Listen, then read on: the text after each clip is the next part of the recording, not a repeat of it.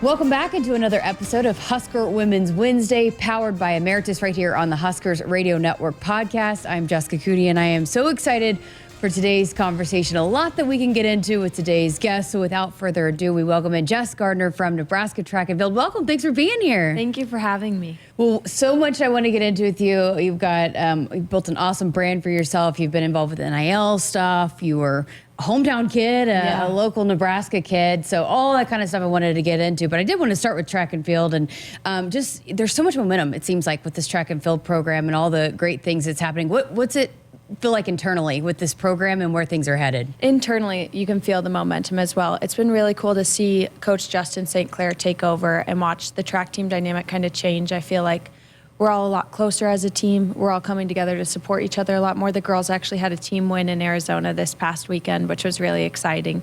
The previous year, the boys won it. So it's just been really cool to see everyone come together, boys and girls teams, to support each other, to like watch the team. It's such a cool experience because with track, you have so many different individuals on the same team doing such unique events that are so different from one another. So I think it's really cool to see everyone come together and support a common goal. How does it change a dynamic too? Because it's an individual sport and you're competing for your own, but then when a team starts putting some stuff together and both the men and women are ranked pretty high, when you start thinking, okay, now that as a team we can do even bigger goals, how does that change the dynamic as an athlete when you go from not just doing your own personal thing, but then now I'm contributing to a team score too? Yeah, I think it makes you feel like you can achieve so much more. You know, you're not just competing for yourself, you're wearing that N on your chest, you're doing something for your team, and you also have the support of that team behind you, you know, so you can hear them yelling in the stands while you're competing, you know, like if I do well today, my team will reap the benefits of it. I feel like it just makes it all so much better. So you do the pole vault, which Yes. we were just chatting before we started recording. You know, I've done a couple of stories on pole vaulters, and it is just unreal when you start diving into all the different things that go into being to pole vaulting and all the different nuances and all the just the little things that could go wrong. So how did you even get into pole vaulting? What made you intrigued by being at that sport and being a part of that? So when I was 3 years old, I started gymnastics, which is a pretty common thing for pole vaulters. Now I was in gymnastics up until the summer before I went into high school. And I got into high school and was like, okay, what would I be good at? And so I dove and I did pole vault, sorry. I dove and I pole vaulted. And I wasn't really sure which one I'd want to do in college until later, but junior year, senior year, I was like, okay, I want to pole vault in college. So, but yeah, the like aerodynamic skills you pick up in gymnastics translate pretty well to the pole vault. There are some things you have to unlearn as well, but it makes it easier to learn.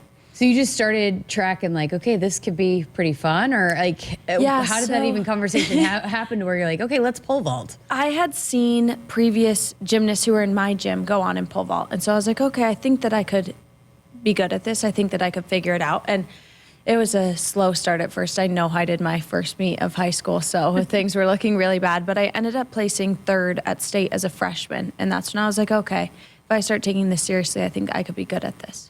So you started competing in gymnastics. How did you, I guess, come to this decision that that was not the sport that you wanted to continue doing? Yeah, I battled with a lot of injuries. So right before I quit, I broke my foot on an acro series on beam. And I was sort of getting to a point where I wasn't learning new skills as quickly as I was previously, but I wasn't having as much fun with it anymore because I wasn't learning those new skills. And so after I got hurt, I kind of realized, okay, well, I can stay here and kind of do what I've been doing, or I can go to high school and experience Friday night football games or high school dances, because that's not a common thing that most gymnasts are able to do. So it was a hard decision, but I'm glad that I made that decision.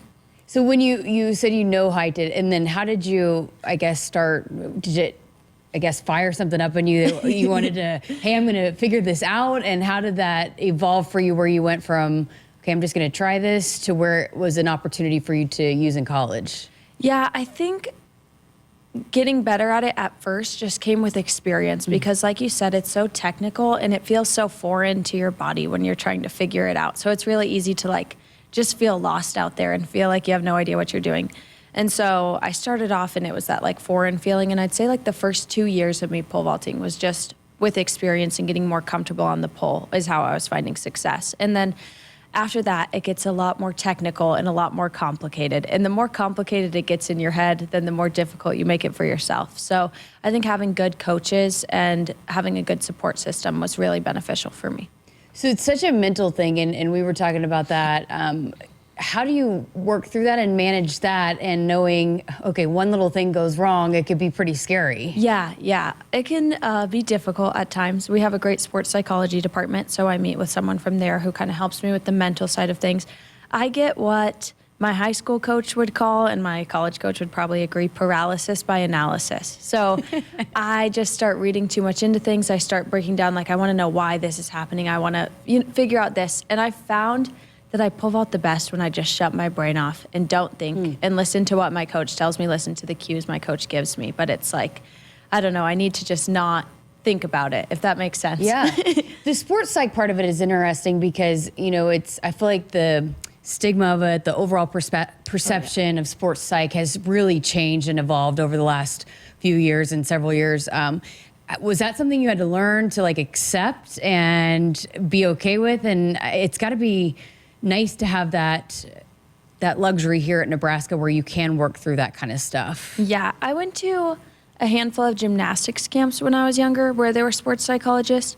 I'd say something that I had to accept was being comfortable sharing that with people that I was going to see sports psych, or encouraging my teammates to go see sports psych. It was less so me being okay with going. It was more so me being comfortable with people knowing I was going, I suppose. But I'm really glad that it is becoming a thing that's more talked about and people are realizing the benefits of. And it's really cool to be at Nebraska, who I feel like was really ahead of the curve with getting that department and has such a phenomenal sports psychology department. So you posted a video, which we're going to get into your social media here coming up, but talking about how you had ran into some high school girls and over the weekend, and you felt kind of compelled to share a message. Can you share for the listeners here and why that's important for you to do that? Yeah. So you want me to share that same message I talked about there? Okay. So the message I wanted to talk about, I actually was getting off the bus and one of our managers and I were having this conversation where I was like, I really feel like I should share this. It was right after I had met these young girls.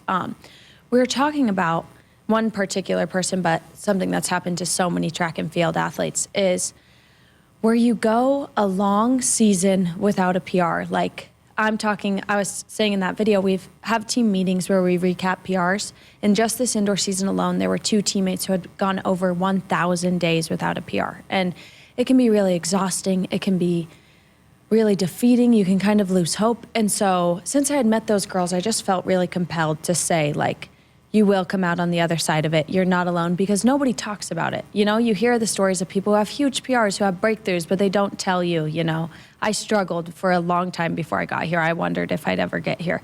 And so I just thought it was important for people to see it be talked about and know, oh, this happens to other people too. This happens to people that I look up to that are great athletes, And I also wanted to share it because if you're not in the track and field world, you don't really know what that's like. And especially, you'll see really common things like an injury, an ACL tear, and then you go a long time before you get back to where you were, or you'll see things like a coaching change. But sometimes you'll see odd circumstances like we had talked about that previous pole vaulter, just different things that kind of get in the way, and it's unexpected, and it's a lot of highs and lows. So just, staying optimistic and trusting the process no matter how low the lows get. I love that message.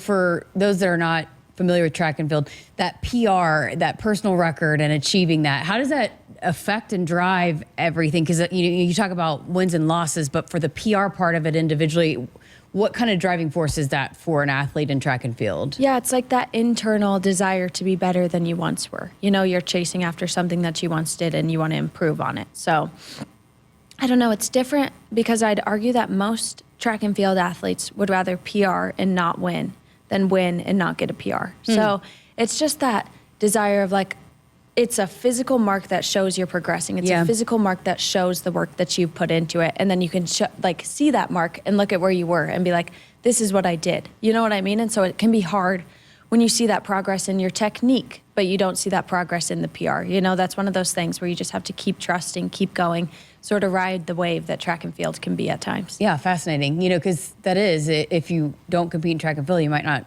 understand that, but that makes perfect sense that when you hit this mark and then you want to keep getting better. So yeah, totally. Yeah. Broke that down perfectly.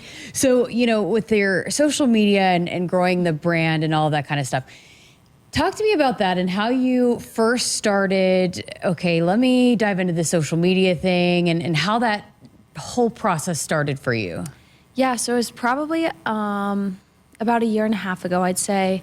It was a little into my senior year. I'm in my 5th year now, where I was like, okay, I kind of want to take this seriously. And so we had a speaker here for the athletes who was, someone came in through Instagram to talk to us. And I started doing different research, looking into stuff. And what I kind of found was for track and field athletes or for athletes in my sport, there weren't a ton of resources. I found that for me, NIL was going to look very different than someone on the volleyball team or someone on the basketball team, just because those sports already have a huge following as a sport, whereas track and field in the United States is not, you know what I mean, a football or volleyball type empire. So I knew that it was going to look different for me. So I was like, how do I approach this? And I sort of found that my best route would be, I sort of need to be an influencer alone who happens to be an athlete. Do you know what I mean? Building a brand outside of just my sport. And if they buy into me, then they'll buy into my sport as a byproduct of that. So then I started kind of trying to post myself. I would incorporate sports in there, but I didn't want my whole entire thing to just be that I was an athlete. And it was really cool. I was able to build a following who I feel like knows me and who I can stay connected with after I'm done wearing the N, So it's been really fun. It's been way bigger than I could have ever imagined for myself. What was it like when it first started blowing up? And you first started seeing like, okay, what I'm doing is working. Yeah, it was really exciting, but it was also overwhelming because I feel like I wasn't prepared for it and I didn't know what to expect of it. And I was trying to navigate, people are reaching out wanting to help me with NIL deals or people are reaching out for different, I just felt like a little bit in over my head of like, oh my gosh, what do I do here? Like I need some guidance. Because that's the thing is like having gone and done it on my own, it was like, okay, now I'm on my own and what do I do now? Do you know what I mean? Yeah. So what did you do then? How did you start to figure it out? Well, we have an NIL liaison here who was really helpful. The compliance department was really helpful because a lot of paperwork and legal things were being thrown my way and I didn't know how to navigate them. Yeah, I'd say I leaned on the support here at Nebraska to help guide me and make the right decisions because I was like, this is all really exciting, but I feel like if I make the wrong decision, it could be really bad for me. So, if someone is listening in and is maybe thinking about trying to do what you did, what would be your advice? My advice would be to find what makes you unique. Yeah. To find what really makes you you, because if you're trying to be something you're not on your social media platforms, then the people who are following you or buy into that aren't actually bought into you, Whereas if you are yourself on there, the people that will find you and buy into you are going to be people who will stick with you for the long run because they truly want to know what you are up to, want to know what your thoughts are on something. So I think being authentic and also just breaking down like what makes me me, what makes me different from other athletes, what makes me different from other influencers, and really like focusing on that for your content. Absolutely. So that's almost like a full-time job. You're a student, and then you talk about being an athlete. How do you balance it? How do you find the time to do everything that you need to do to be good at everything that you're trying to do? Yeah, it can be overwhelming at times. I think I definitely had good time management skills to begin with, being a student athlete, and then the NIL piece of it was overwhelming at times last year, I won't lie, because it felt like a job and it felt like I have to get a video. And I noticed that I was having a little less fun with it at one point because it turned into I have to do this, I have to get content out. As opposed to when it started, it was like, this is fun, this is what I'm doing, and I'm just gonna make a video while I do it. But over time, I've kind of learned to balance that. I've learned to recognize when I need a break and I don't need to produce content right now, So, and I also think like the ability to double dip, like showing up early to practice and working on homework on the pole vault pit, or like traveling on a meet and making a TikTok with my teammates. You know what I mean? And sort of all those things overlapping makes it a little easier. I don't have to keep it separate. Yeah, absolutely.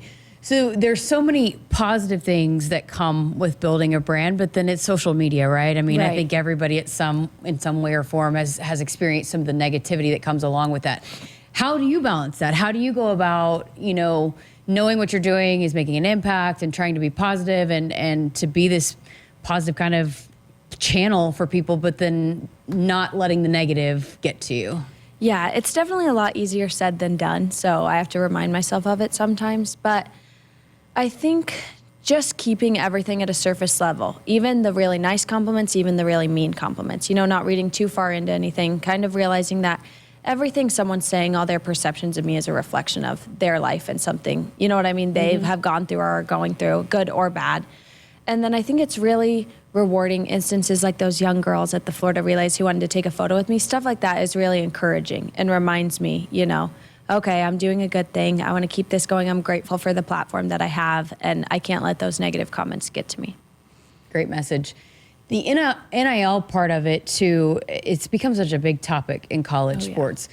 And you've become a big face of it here at Nebraska, too, but you went to the NIL Summit last year. What's that been like for you, just not only just managing for yourself, but then also trying to be a voice and help push this along in the grand scheme of things for other athletes beyond just those big sports you're talking about? Yeah, I'm so grateful for the opportunity, and I'm so grateful to represent a sport like track and field, where it's not the number one sport you would think of for NIL.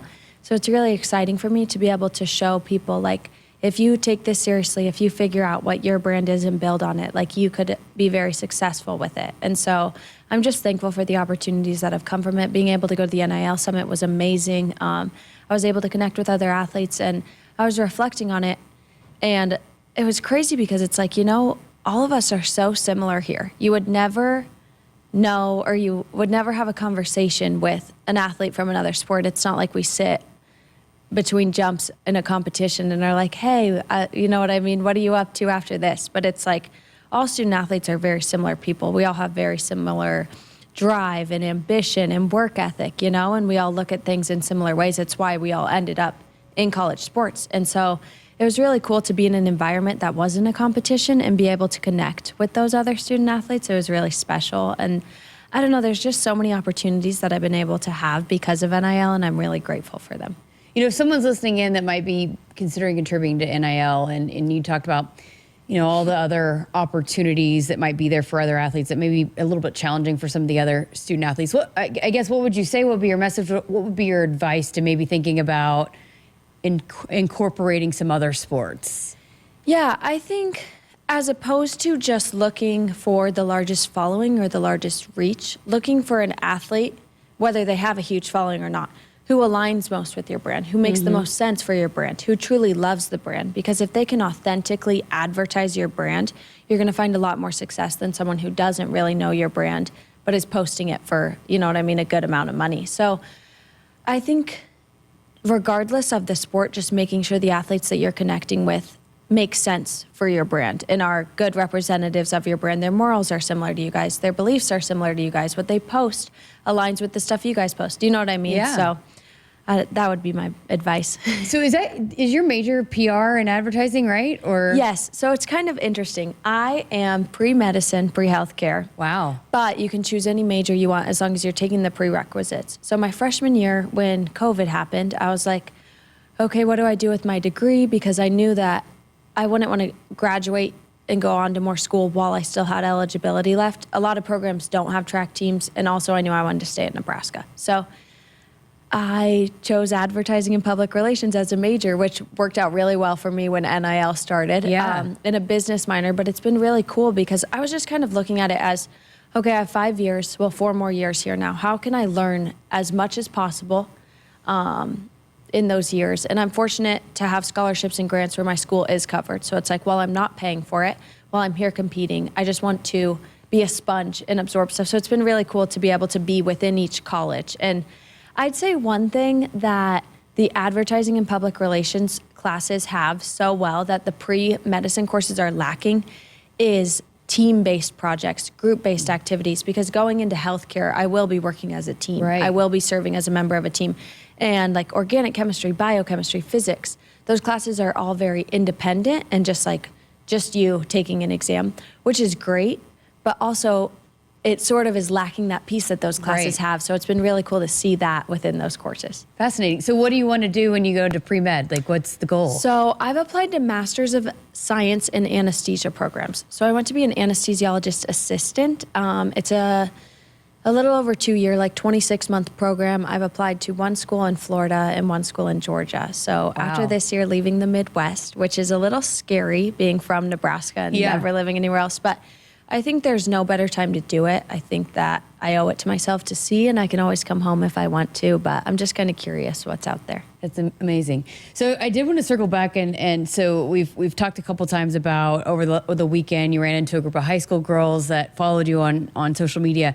What's that like when you realize, okay, I'm making an impact other than just getting followers and views, that, you know, they were inspired by something that I posted maybe? Yeah, it's such a great reminder, because sometimes you can feel so disconnected behind the screen, so that human interaction is like, wow, like this is real. Do you know what I mean? Yeah. It's really special, and it's like, if you would have told me that would have happened to me when I came in here as a freshman, I would have told you were crazy, you know? If you would have told me even that I was like traveling to all these meets, I probably would have been like, really? Like but I think that it makes it all so much more real. It's all like, oh my gosh, this has really happened. You know, it's not just this thing on my phone. It's like, these are real people that I can interact with and that I can reach. And it sort of reminds me to make videos that cater to that, because it's like, I want these young girls to know they're seen. I want them to know they're heard. I want other people to understand what they're going through or might go through, you know? I love that. You also were able to, you know, through your platform, partner with a really special organization, the American Cancer Society. Yeah. Can you tell us about that, the backstory behind that, and just, again, how special it was for you because of what you've done to have such an important cause that you can get behind? Yeah. So my freshman year of college, my mom was diagnosed with stage 3 colon cancer. And since then, it's been a bit of a roller coaster, but most recently it's stage 4 terminal colon cancer that's metastasized to 2 different locations. And it's something that I've been dealing with all of college, more so my mom's been dealing with, and I'm trying to support her, but it's not something that I ever talked about on my page. And it just felt like, I don't know, that was personal, something like I wanted to keep close to me. You know, there's things that I put out there, like if I'm posting, it's like, I can take hate, but it's like, I don't want to subject like anything really close to me to getting any sort of negative comments. Do you know what I mean? Like, it sort of feels safe if I don't share it. And so I knew that I would want to work with something like the American Cancer Society, but I knew that it would take sharing that story for people to understand why it was important to me. Oh, I don't want to get emotional. And so, I went to the NIL summit, and they talked about just like the importance of that authenticity on your page, because when you're authentic, the people that are meant for you are going to find you and buy into you. And so I was like really compelled, okay, it's time. So I reached out to my agency, and we had to square away all the contracts. It took a little while, but in December, I was able to announce that I'm an ambassador for the American Cancer Society on my social media channels, and I can share information, promote donations, increase awareness. So it's just been really special to have the ability to help people who are in situations like mine or situations like my family's, as well as the amount of people who reached out. Either they had no idea or they're in a very similar situation, and it was really special to them that I shared that. It just felt really good to do, and I'm excited to see where the partnership goes throughout the rest of the semester. Why do you believe in what they're doing? I believe in what they're doing because their mission, they're looking to not only support the patients, but they're looking to support the families. And they're doing things like, I shared this flyer when I did a donation on my Instagram story, but it's things like getting rides to and from different chemotherapy appointments. It's meals for the person who's going through chemotherapy. There's a lot of things you don't think of that I've seen firsthand with my mom, but it's like, after different treatments, you have a hard time driving. After different treatments, you don't think of like, okay, well, what are they going to eat? Or they can't get up and cook food. Do you know what I mean? There are so many like ins and outs of it that you don't even consider until you see it firsthand. And they're about helping the patient and helping the patient's family and alleviating those financial burdens, as well as just some of the things that, I don't know, it's hard to have time for. Like we were talking about being a student athlete and also doing the NIL. I wish I had more time to just fully be there for my mom and have no other responsibilities, but that's not what my life looks like. So different organizations that help people with rides and things like that when families aren't able to is huge, because not only does it help my mom, but it helps me and my sisters to not, you know what I mean, feel like I don't know, yeah. Oh, yeah.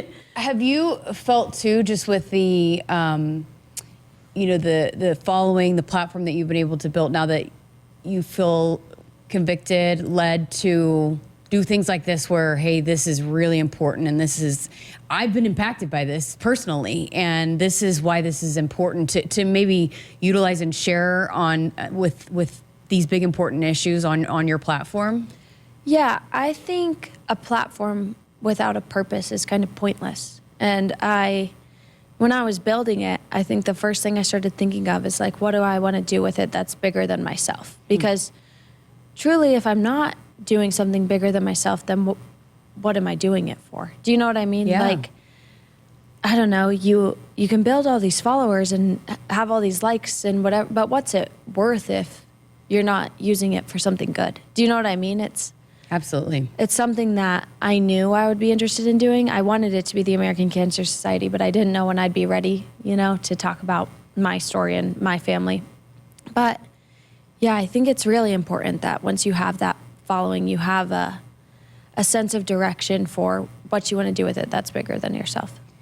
Gotta imagine it's been hard, but how much have you learned from watching your mom fight and battle and everything that she's done throughout everything? Oh my gosh, I've learned so much, and my mom inspires me so much with how strong she is. And I think it's definitely solidified my desire to go into medicine. It's made me want to help people. It's made me want to have a positive impact on people's lives, therefore their families' lives, and just have a compounding positive effect around me. So yeah, it's been quite a journey, but it's been really inspiring to see my mom, and I remind myself all the time of how strong she is and how I can do this because my mom, does so much more every day and faces so much more. So, sorry. What an incredible perspective. On that note, being that you're close to home, Sorry. how thankful are you that you could be close to home throughout your college journey here at Nebraska? It has been so special. I couldn't imagine it any other way. And I had a little spurt there where I thought, I need to go out of state. Sorry. You're okay. I had a little spurt there where I thought, I need to go out of state. I need to see the world. I need to see other things. I even vividly remember at my high school graduation party, one of my parents' friends coming up to me and being like, wow, I really thought you would go out of state. I'm surprised. But it's crazy how everything works out exactly how it's supposed to, because I cannot imagine if I had gone somewhere other than Nebraska and my freshman year my mom got sick and I was 2 plane rides away from home. I would have crumbled. You know what I mean? So it's just crazy how it seemed like what I wasn't going to do, and I just sort of towards the end was like, yeah, I think I need to go to Nebraska. And I couldn't really put my finger on why, but I was like, I knew early on before maybe my junior year that we always grew up watching the Huskers. We were huge Husker fans, but then I think this thing sort of came over me, this bug of I want to travel, I want to see somewhere else, I want to live somewhere else. And then suddenly I was like, no, I don't. I want to be right here. And so being a Lincoln kid and being able to build this following within the Huskers community has been so cool and so special. And it just makes me really grateful to be from Nebraska and feel the support of the state that I seen as a little girl growing up. So I'm really grateful for it. I always think it's cool to talk to those kids that are from the state, and it just means a little something different. So what was it like for you when you grow up and you're a fan and then you put on the uniform for the first time and you compete for the first time as a Husker? I truly couldn't believe it. You see Husker athletes growing up. So I went to a lot of gymnastics meets. I was a Husker gymnast, and I remember going to those meets growing up, and then I'd go up to them with my poster after, and they'd each sign by their picture on the poster. And I remember going to volleyball games with my grandma and football games, and those athletes felt so far from me. Do you know what I mean? It felt like I was looking at a celebrity when I was going up and getting signatures from them. And so when I got on campus the first time freshman year and I was walking around in the locker room, it was really surreal. It was like, oh my gosh, I'm here. I can't believe that I'm here. It's really special, and it's really cool to see. You had mentioned this a couple different times, but then you talk about your whole journey of navigating the NIL stuff and your brand and all of that.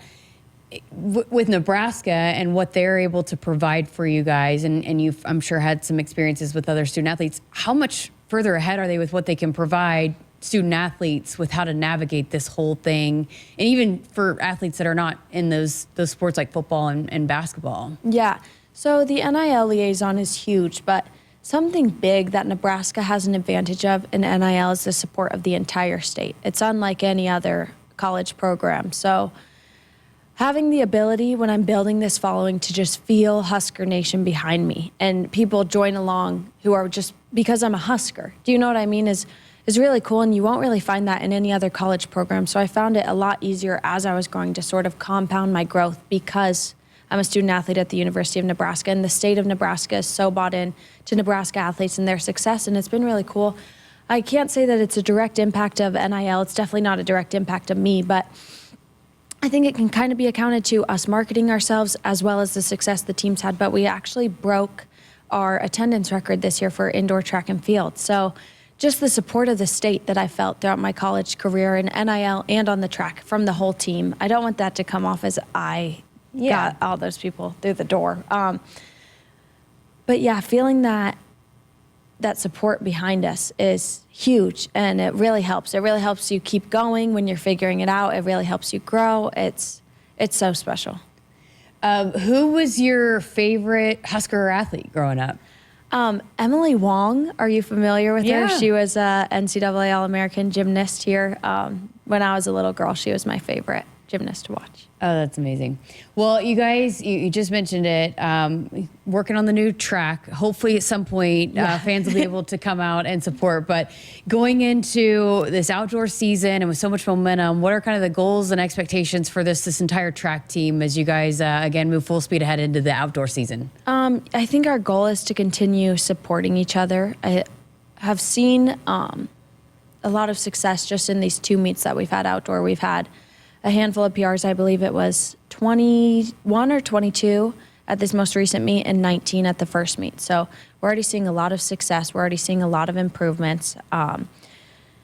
It's so good to have the team aspect of like we can remind each other, when that's the beautiful thing about track and field. It might not be your day, but it can be someone else's, and if it's not your day, you have your teammates to support you. You have them to remind you to keep pushing. You have your coaches to remind you to stay the course. And so I think keeping our eyes focused on conference and taking it one meet at a time until then and just focusing on improving, focusing on supporting each other, I think we'll have a really successful rest of our outdoor season. Awesome. Well, best of luck to you and the rest of the track team. Thank you so much. What a great conversation and perspective that you can't always dive into, but appreciate you being honest and opening up. I think it's awesome for Husker fans to get to hear and fascinating for us to learn about too, because yeah, I mean, I just had so many questions about it, but I appreciate all your perspective and great stuff. And I know the young fans that are watching you and listening certainly appreciate it as well. Yeah, thank you for having me. I really enjoyed being here. And that is Jess Gardner with Nebraska Track and Field. Give her a follow on social media. Thank you so much for listening again to this episode of our Husker Women's Wednesday podcast, powered by Emeritus. Are proud to power this podcast and all of Husker women's sports.